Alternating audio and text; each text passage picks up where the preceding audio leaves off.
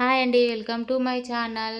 ఈరోజు mutton curry స్పైసీగా, టేస్టీగా, ఈజీగా అండ్ కుక్కర్లో కాకుండా మామూలు కడాయిలోనే సాఫ్ట్గా ఎలా వండాలో, ఈ బగారా రైస్లోకి కానీ మామూలు రైసు, పుల్కా, పూరి, రోటీ అన్నింటిలోకి చాలా బాగుంటుంది. ఇది ఎలా చేయాలో చూద్దాం.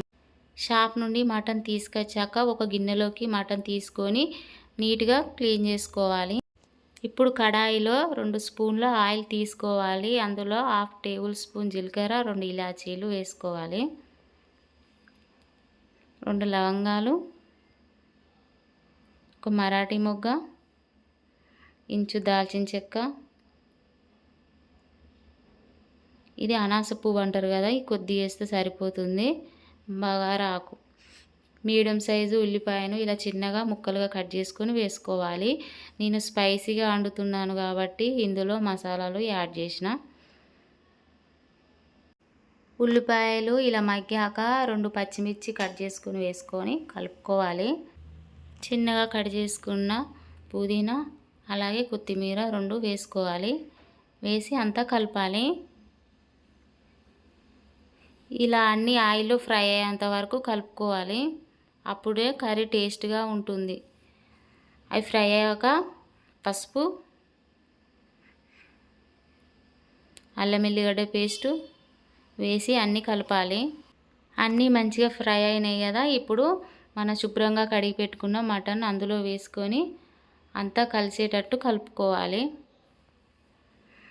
ఇదంతా మీడియం ఫ్లేమ్లోనే పెట్టుకొని వండుకోవాలి. ఇప్పుడు ఒక 10 నిమిషాలు ఉడికించుకున్న తర్వాత ఇలా అందులో నుంచి నీరంతా బయటికి వస్తుంది కదా, ఇది కొంచెం ఇనికేంత వరకు ఉడికించుకోవాలి. టేస్ట్ సరిపడా ఉప్పు, కారం, కొంచెం కారం ఎక్కువనే తీసుకోవాలి, నాన్ వెజ్ కర్రీ కదా, అంతా కలిసేటట్టు కలుపుకోవాలి.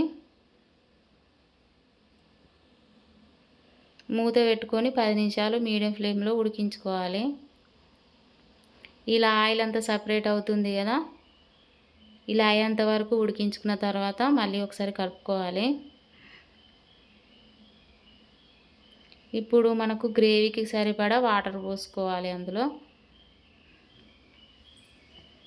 వాటర్ పోసిన తర్వాత అంతా కలుపుకోవాలి. ఇప్పుడు మళ్ళీ ఒక 10 నిమిషాలు ఉడికించుకోవాలి.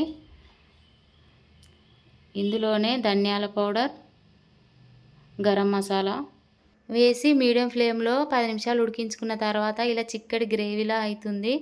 ఆల్మోస్ట్ ఉడికినట్టే కర్రీ. ఇప్పుడు అంతా ఒకసారి కలుపుకొని చెక్ చేసుకోవాలి మటన్ ఉడికిందో లేదో.